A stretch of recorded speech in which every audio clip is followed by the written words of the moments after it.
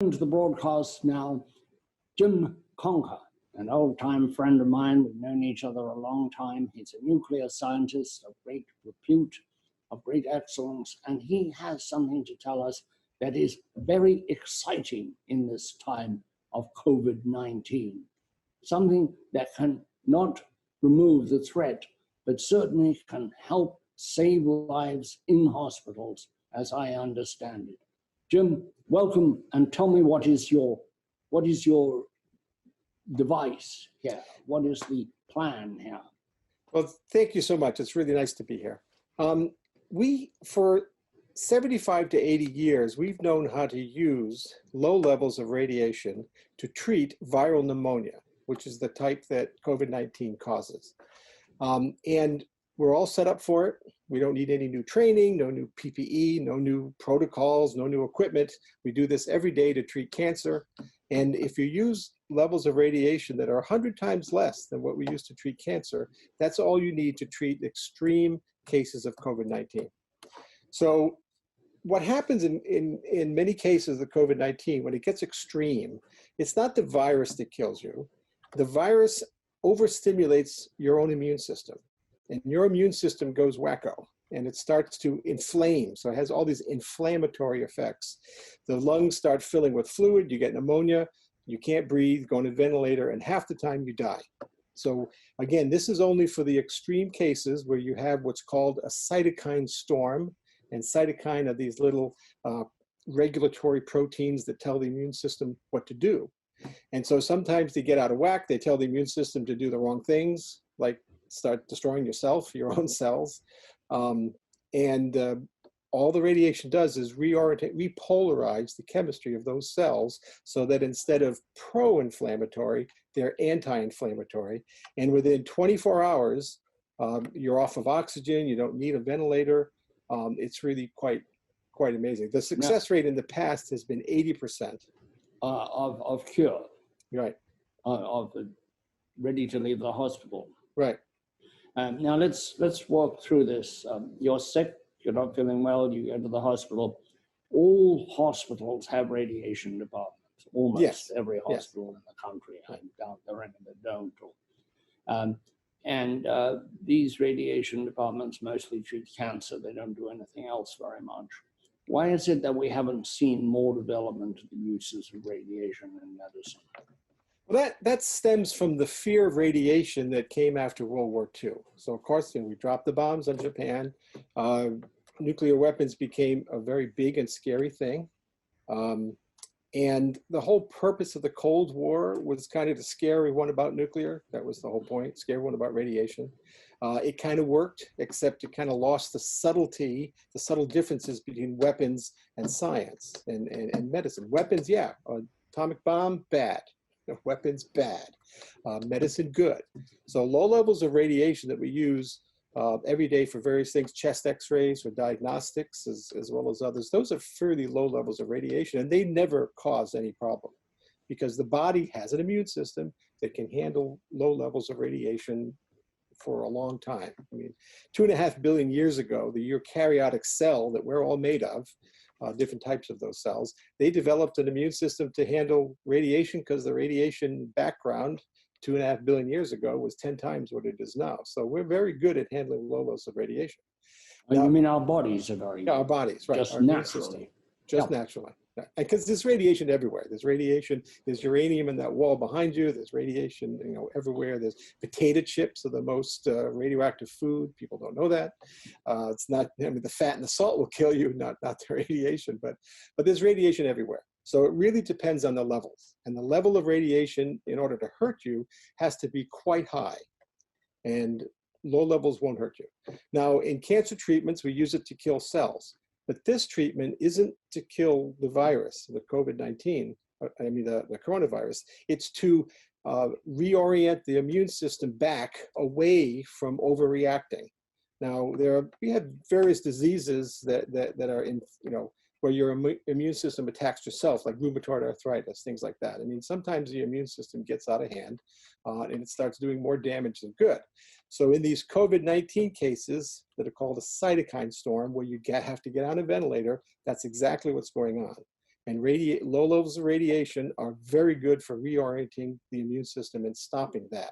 So it gives you the patient time for your own innate immune system to take over and battle the virus and kill it. And most of the time it will do that, especially if it's given the chance, backed away from pneumonia and having to be on a ventilator.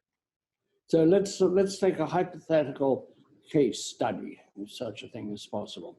A patient sick arrives at the hospital, is diagnosed with COVID-19, and it's not a good prognosis. At the moment, I understand the first thing they do is turn them on their stomach, and then if it's severe, they may put them on a ventilator and give them various antiviral drugs with more or less effectiveness, none of which is totally effective at all. You want to add a new dimension there. You want them to be taken into radiology. At what point? As soon as you have trouble breathing, okay, before you go on the ventilator, before irreparable damage has been done to the lungs. Okay, so when you start having shortness of breath, you start having the beginning of pneumonia, 15 minutes in radiology with a half a gray dose, and you're good. And so you come back, you monitor the patient. Most likely they won't have to go on oxygen again, and they won't have to go on a ventilator. And you just monitor them for a little while and then discharge them. Is there any collateral damage? Almost none. I mean, the thing about low levels of radiation, even these levels, like a half a gray, is that, and it's directed to the lungs. You're not blasting the whole body. You're just, targeting it specifically, like we know very well how to do. Yeah, the risks are not measurable. They're vanishingly small. And what hospitals are leading with this? Where is their research? Where is their application? Right. And Emory University, University Hospital, Loyola University Hospital. That's Emory in Atlanta. Right. And Loyola in Illinois. In Illinois. Right. And they already have programs. Massachusetts General Hospital too. Massachusetts General as well. And what is being done to tell the medical community, all these thousands of hospitals that are dealing every day, overwhelmed with long stay COVID-19 patients? Well, this is the problem. The irrational fear of radiation that came about as a result of the Cold War has really stopped any discussion of using radiation for anything except cancer treatment. So this is why it's very frustrating, and why many of us around the country, researchers, nuclear scientists, radiation oncologists, are struggling to get this out. Now, there's been some papers published just in the last month or two on this, but scientific papers, hard to read, hard to get out there to the decision makers and the hospital administrators and things like that. So yeah, this is terrible, because pretty much, I mean, I have to calculate that 100,000 people of the 136,000 that have died in America did not need to die. And if we don't implement this soon, another 100,000 are going to die that don't need to die. Now, there are other long-term effects from this coronavirus that are on the circulatory system, other issues that have nothing to do with the cytokine storm, because this just treats pneumonia and the cytokine storm. Okay, so but again, most people are dying from that now. So if you treat the inflammation early, a lot of this collateral damage will not occur. Right.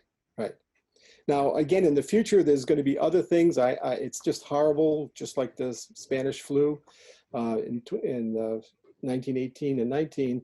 We're going to have long-term effects from this coronavirus that we haven't anticipated. But again, right now, when we have this serious crisis that people are dying from this particular cytokine storm effect and the pneumonia that comes from it, we can deal with this much better than we are. And we're all set up for it. It doesn't require anything else. Everyone knows how to do this. Radiology departments know exactly what to do. And do we have people who are being healed today or cured today or ministered to today?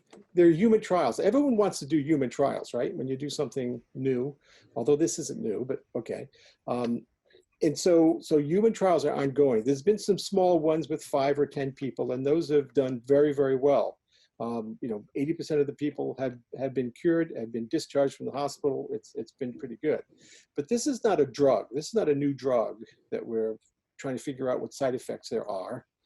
So we do human trials over a year or so. We've been doing this for 70 years. There's nothing unknown about this. And yeah, COVID-19 is new, but this treatment is not. And will this be the beginning of a new interest in nuclear medicine, in bringing physics to the hospital and to the bedside? Yeah, it should. And again, we've been doing this with cancer for a long, long time. It turns out there are probably some positive effects on Alzheimer's using low doses of radiation. Certainly on other inflammatory effects like rheumatoid arthritis and things like that. So mainly the Germans have been doing most of this. The rest of the world has not. After 1950, when we had a lot of antibiotics and antivirals and things like that, we decided, okay, well, those are good enough. And we kind of lost track of this technique. Well, that's very interesting. And I thank you so much for coming on the broadcast, and good luck, and come back. Thank you so much. There are many, many medicines, many procedures, thousands of compounds for diseases that are drifting around. They need to be examined and applied to new diseases, new challenges, and that goes about everything. You don't have to look out of the box always. Sometimes you should just look around inside the box. Take a look, and I'll see you next week, I hope. All the best. Cheers.